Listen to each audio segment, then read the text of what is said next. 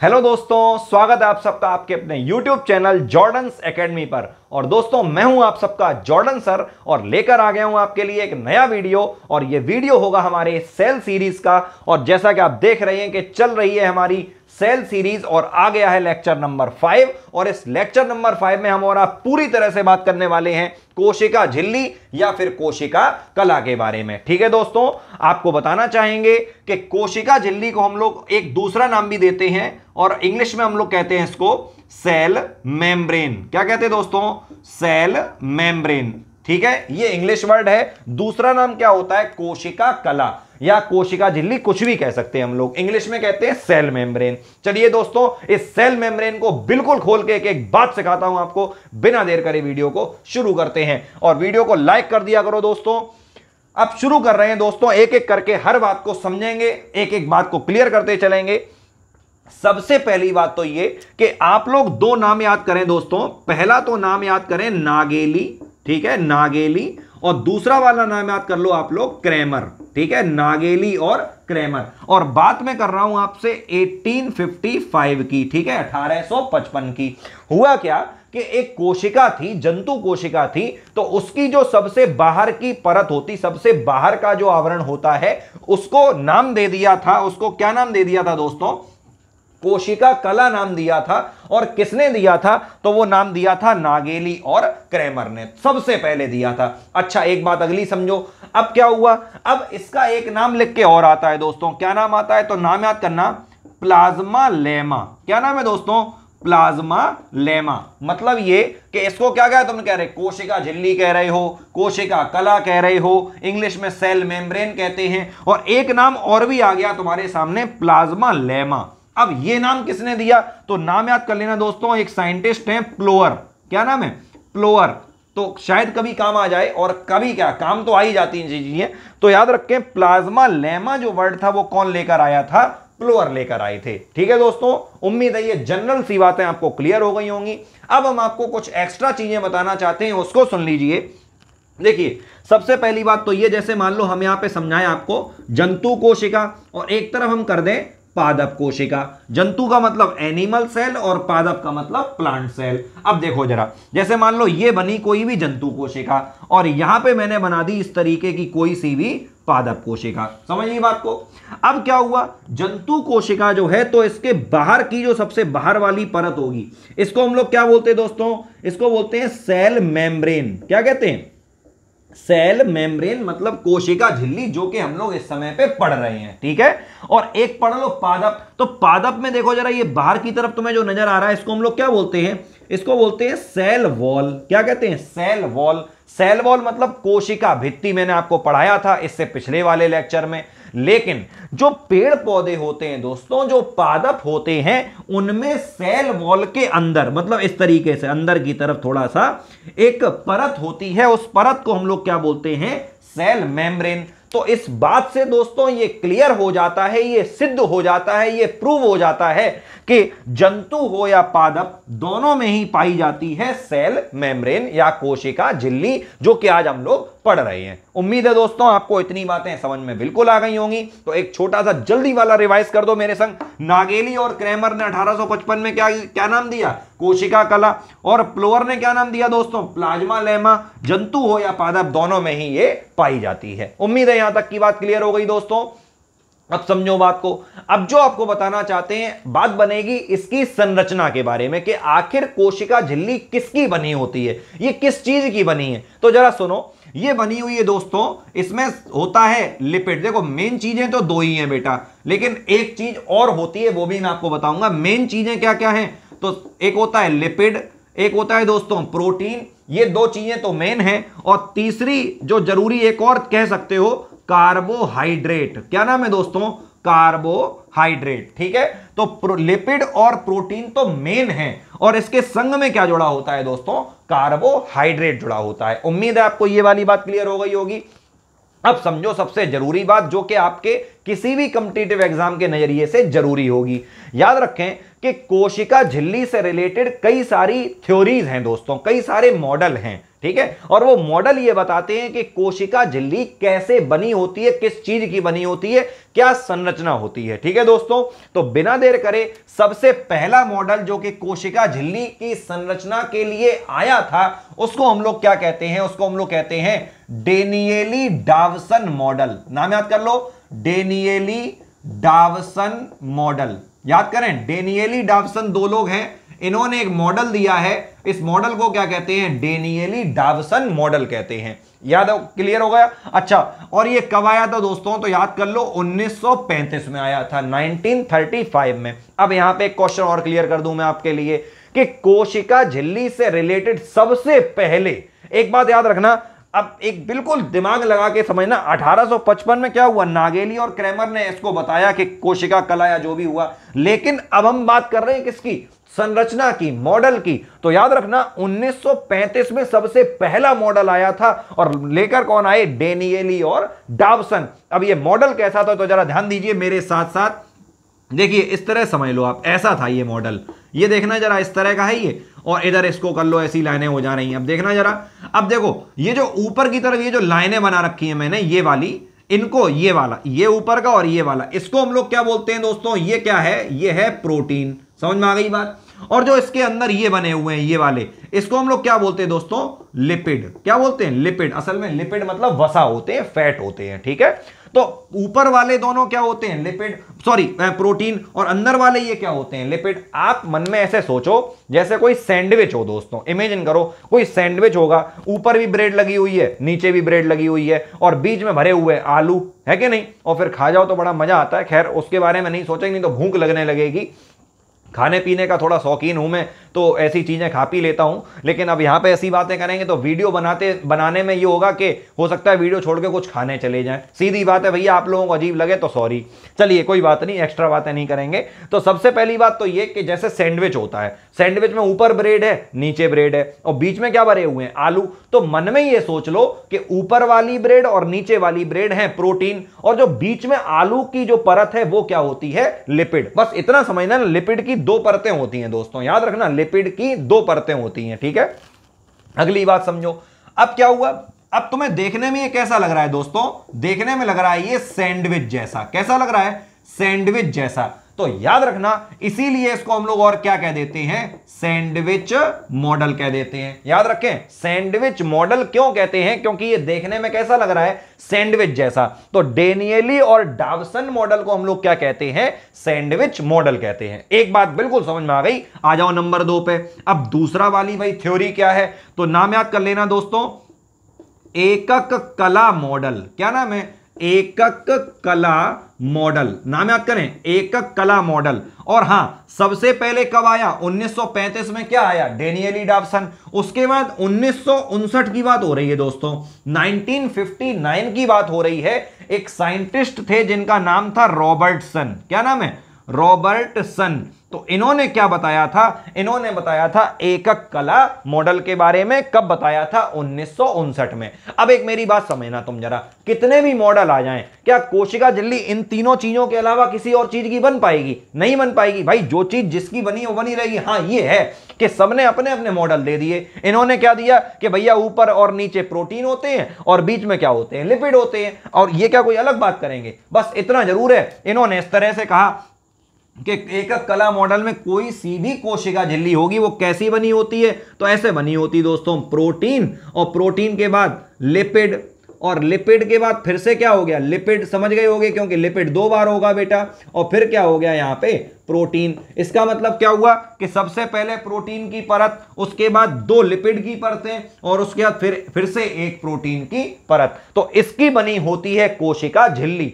लेकिन हां, एक बहुत प्यारी बात इन्होंने यहां पे कर दी, और वो मैं आपको जरूर बताना चाहूंगा। याद रखें दोस्तों कि जो कोशिका झिल्ली होती है, इसकी जो कंप्लीट एक तरीके से जो मोटाई मानी गई, ये मोटाई की बात कर रहा हूं, ये वाली, ये एक लगभग में मानी गई है दोस्तों 75 एंगस्ट्रम। कितनी होती है, 75 एंगस्ट्रम। अब याद करना, जो लिपिड होते हैं दोनों, ये बताए गए हैं इनके द्वारा, रॉबर्टसन के द्वारा, 35 एंगस्ट्रम मोटे होते हैं। क्या चीज, केवल और केवल दोनों लिपिड। मतलब दोनों लिपिड अगर मिला लो तो उनकी जो चौड़ाई हो जाएगी वो कितनी हो जाएगी, लगभग 35 एंगस्ट्रम हो जाएगी। अब खुद दिमाग लगाओ कि 35 हो चुके हैं, इमाज थोड़ा सा मैथ लगा लो यहां पे, कुल मिला के कितनी है दोस्तों 75, तो 75 में से 35 को अगर घटाओगे तो कितने बचेंगे 40, और 40 अब समझो उसमें से एक 20 एंगस्ट्रम का प्रोटीन ये हो जाएगा, समझ गए, और 20 एंगस्ट्रम का प्रोटीन ये वाला, इसका मतलब एक 20 एंगस्ट्रम प्रोटीन इधर की तरफ और एक 20 एंगस्ट्रम अबाउट प्रोटीन इधर की तरफ, लगभग 20 एंगस्ट्रम है। अब जोड़ लो इसको, 20 और 20 40 और 35 75, 75 एंगस्ट्रम मोटी होती है, क्या होती है, कोशिका झिल्ली होती है। उम्मीद है दोस्तों आपको ये दूसरा वाला मॉडल क्लियर हो गया। कब दिया था, 1959 में दिया था, और याद कर रहे हैं रॉबर्टसन ने दिया था। ठीक है दोस्तों, अब एक और मॉडल है इनका, चूंकि हमें कंप्लीट बात करनी है, पूरा समझाना है आपको, इसलिए एक एक बात को समझो। अब एक तीसरा मॉडल है दोस्तों, जिसको हम लोग बोलते हैं तरल मोजेक मॉडल। क्या बोलते हैं, तरल मोजेक मॉडल, इसको समझो। अब तरल मोजेक मॉडल क्या क्या मतलब है, तो पहली बात तो ये कि डेनियली डावसन मॉडल कब आया, 1935 में। एकक कला मॉडल कब आया, 1959 में। और तरल मोजेक मॉडल कब आया, तो सन याद रखें 1972 में, 1972 में। ठीक है, दो नाम यहां पे आपको याद करने पड़ेंगे, और उनमें से पहला नाम है दोस्तों सिंगर। क्या नाम है, सिंगर, और दूसरा नाम है निकोलसन। तो याद करें सिंगर और निकोलसन। तो इन दोनों लोगों ने क्या बताया था, किसके बारे में बताया था, तरल मोजेक मॉडल के बारे में।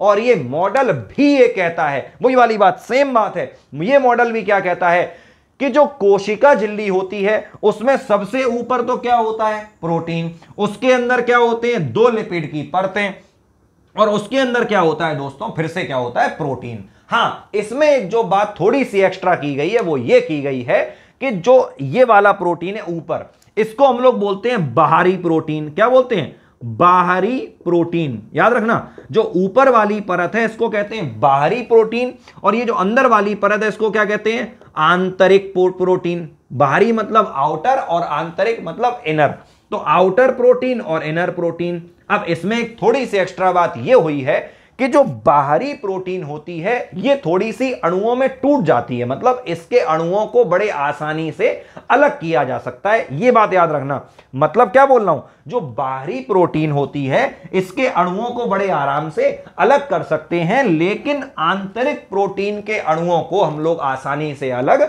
नहीं कर सकते। वो ज्यादा, एक तरीके से ज्यादा सघन होते हैं, ज्यादा अच्छे तरीके से चिपके हुए होते हैं। ठीक है दोस्तों, ये बात जो अणुओं वाली बात है वो यहां पे जरूर एक्स्ट्रा रही, बाकी सब बातें दोस्तों यहां पर सेम रहेंगी। क्या बोला मैंने, जो बाहरी प्रोटीन है उसके अणु कैसे होते हैं, आसानी से अलग हो सकते हैं, और जो आंतरिक प्रोटीन है, अब प्रोटीन किसकी बनी तुम्हें मालूम है, कार्बन, हाइड्रोजन, ऑक्सीजन और नाइट्रोजन, तो ये सब अणुओं में टूट जाएगा कौन, बाहरी प्रोटीन, लेकिन आंतरिक प्रोटीन भी टूटेगा, लेकिन आसानी से नहीं टूटेगा। ठीक है दोस्तों, उम्मीद है कि आपको ये तीनों मॉडल समझ में आ गए होंगे। ठीक है, अब थोड़ा सा इतने से काम नहीं चल रहा है, क्योंकि आप, हो सकता है आप लोग नीट की तैयारी भी कर रहे हो सकता है पैरामेडिकल की तैयारी कर रहे हो, आप इंटर के लिए 11th के लिए पढ़ रहे हो, तो मेरा फर्ज है आपको हर तरह से कंप्लीट बात बताना।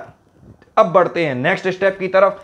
अब दोस्तों हम और आप बात करना चाहेंगे इसके कार्य के बारे में। कार्य मतलब होता है कि आखिर क्या क्या फंक्शन होते हैं कोशिका झिल्ली के, तो नाम याद करें। सबसे पहला काम जो होता है दोस्तों वो होता है पारगम्यता। क्या होता है दोस्तों, परमिएबिलिटी बोलते हैं, पारगम्यता बोलते हैं। याद रखना कि कोशिका झिल्ली जो होती है वो अर्ध पारगम्य होती है। नाम याद कर लें, अर्ध पारगम्य, सेमी परमिएबल। इसका मतलब कुछ पदार्थ तो आर पार जा सकते हैं, सभी पदार्थ नहीं जा सकते हैं। पारगम्य होती तो इसका मतलब कुछ भी आप आर पार जा सकता है, और अगर अपारगम्य होती, नाम समझिए, अगर अपारगम्य होती तो कुछ भी आर पार नहीं जा सकता है। याद रखना तीन चीजें होती हैं, फिर बिल्कुल सिंपली समझा दे रहा हूं। सबसे पहला होता है पारगम्य, जिसके आर पार, मतलब झिल्ली है मान लो ये, तो ये पारगम्य है, इसका मतलब इसके आर पार कुछ भी चला जाए वो होगा पारगम्य।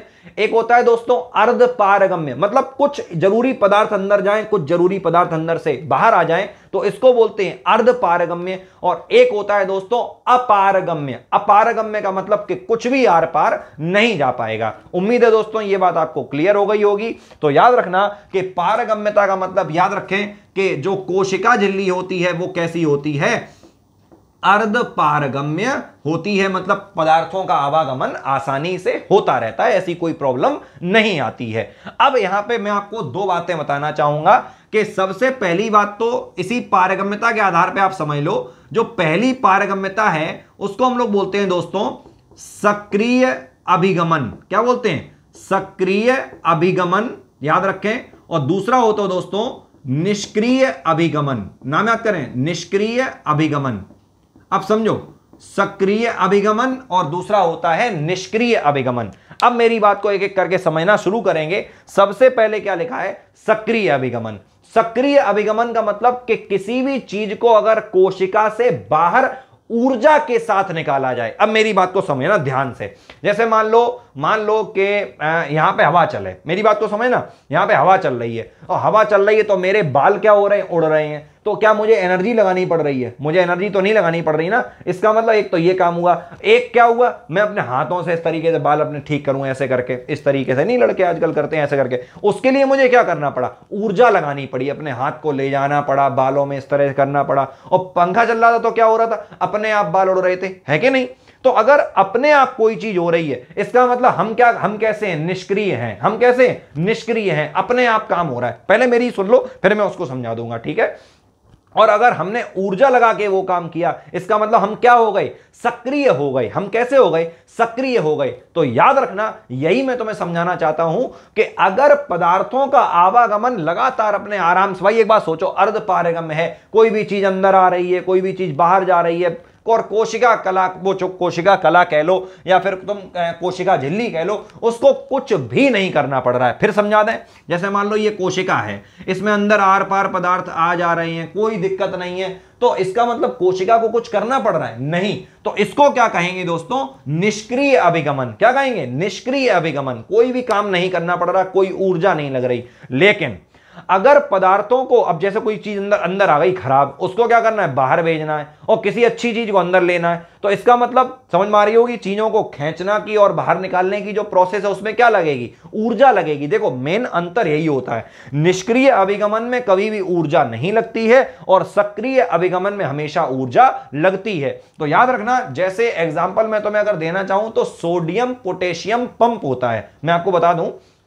कोशिका में एक पंप होता है, कभी मौका मिला तो आपको पढ़ाएंगे, उसको बोलते हैं सोडियम पोटेशियम पंप। उसमें क्या होता है कि कोशिका के अंदर से बाहर निकाला जाता है सोडियम को और कोशिका के बाहर से अंदर लिया जाता है पोटेशियम को। यही प्रोसेस लगातार चलती रहती है, ठीक है? कभी पोटेशियम अंदर, कभी पोटेशियम बाहर, कभी सोडियम अंदर, कभी सोडियम बाहर। लेकिन मेनली जो सोडियम पोटेशियम पंप है उसमें क्या होता है? सोडियम को बाहर निकाला जाता है और पोटेशियम को अंदर लिया जाता है। तो अब बाहर निकाला जा रहा है, समझो, जा रहा है मतलब काम हो रहा है, और वो अंदर लिया जा रहा है, तो इसका मतलब क्या हुआ? ऊर्जा लग रही है। तो याद रखना, इसी को हम लोग क्या बोलते हैं? सक्रिय अभिगमन। उम्मीद है दोस्तों ये वाली बात क्लियर हो गई होगी। चलो अब आगे बढ़ो। अब दोस्तों यहां पे दो काम और हैं, छोटे छोटे हैं, उसके बाद मैं इस वीडियो को एंड करूंगा। लेकिन हां, हर बात समझ में आ गई होगी और उम्मीद करता हूं दोस्तों इसी तरीके से आप लोग प्यार देते रहिए। आप लोग खूब हम लोगों को लाइक करते हैं, मुझे मालूम है, आप लोग कमेंट भी करते हैं, और इसी तरह से अगर हमारे आप साथ बने रहेंगे तो हमारा भी हौसला अफजाई होती रहेगी, आपके लिए मेहनत करेंगे, अच्छे से अच्छे वीडियो लेकर आएंगे। चलो आगे बढ़ाओ यार। लिखा है दोस्तों, अब ये तो हो गया पारगम्यता के आधार पे। अब मैं आपको, उम्मीद है यहां पे शायद दिख रहा होगा, यहां पे नहीं तो चलो यहीं पे समझा दे रहे हैं, समझ में आ ही रहा होगा अपना बोर्ड कौन सा मांगेगा है। तो अब समझो, एक बोलते हैं दोस्तों फेगोसाइटोसिस। नाम याद करें, फेगोसाइटोसिस, नाम याद कर लेना, फेगोसाइटोसिस। वैसे तो उसको हिंदी में कहते हैं भक्षाणु क्रिया। क्या कहते हैं? भक्षाणु क्रिया। भक्षाणु मतलब होता है ग्रहण करना। अब समझो, अगर ठोस पदार्थ हैं दोस्तों, किसकी बात हो रही है? ठोस पदार्थों के आवागमन की बात अगर चल रही है किसी भी कोशिका झिल्ली में, मतलब यह हुआ कि इस कोशिका झिल्ली के अंदर ठोस पदार्थों का आवागमन है, ठोस पदार्थ आ जा रहे हैं, तब उस प्रोसेस को हम लोग क्या बोलते हैं? फेगोसाइटोसिस। और याद रखना कि अगर कोई, समझो मेरी बात को, अगर कोई ठोस पदार्थ बाहर से अंदर आया, नाम समझो, बाहर से अंदर आया, तो इसको कहते हैं, नाम याद करें, बाहर से अंदर आया तो इसको कहते हैं एंडोसाइटोसिस। एंडो मतलब होता है अंदर की तरफ, एंडोसाइटोसिस।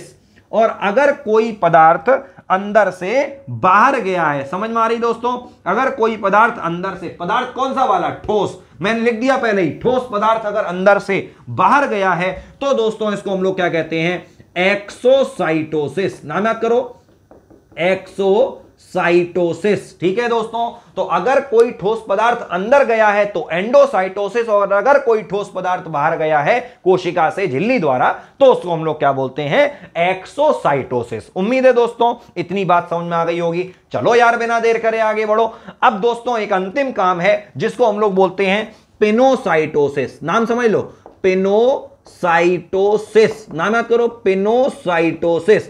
तो दोस्तों याद रखना, जिस तरह से, सुन लो ध्यान से एक बार मन लगा के, जिस तरह से ठोस पदार्थों का आवागमन क्या कहला रहा था, फैगोसाइटोसिस, ठीक उसी प्रकार से तरल पदार्थों का आवागमन क्या कहलाता है दोस्तों, पिनोसाइटोसिस। नाम याद करो, हां पिनोसाइटोसिस याद करना दोस्तों। अगर कोई तरल पदार्थ अंदर बाहर जा रहा है तो उसको हम लोग क्या बोलेंगे, पिनोसाइटोसिस। उम्मीद है दोस्तों ये वाली बात आपको क्लियर हो गई होगी, और ये पूरा वीडियो भी आपको एक एक बात मैंने समझा पाई होगी, जबरदस्त तरह से समझाई होगी। और अगर अच्छा लगा तो इसी तरीके के वीडियोस को लाइक करिए और हमारे चैनल को सब्सक्राइब कर लीजिए, जिससे कि, और हां वो जो घंटी वाली बटन होती दोस्तों उसको जरूर दबा दिया करो, जिससे अगर नया वीडियो मेरा आएगा तो तुरंत वो वीडियो आप लोगों के दिल तक पहुंच जाएगा। ठीक है दोस्तों, आज के लिए इतना ही। इसके आगे हम और आप देखते हैं अगले वीडियो में। धन्यवाद।